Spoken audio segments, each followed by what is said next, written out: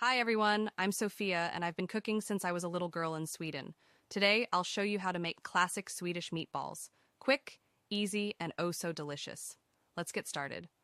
First, mix ground beef, ground pork, a chopped onion, breadcrumbs, an egg, salt, pepper, nutmeg, and allspice in a bowl. Roll them into small balls, don't overthink it. Heat up some butter in a pan and fry the meatballs until they're golden and cooked through. Now for the magic, the sauce. In the same pan, melt butter, whisk in flour to make a roux, then slowly add beef broth. Stir until thickened and finish with cream and Worcestershire sauce. Toss the meatballs back in for a few minutes to soak up that creamy goodness.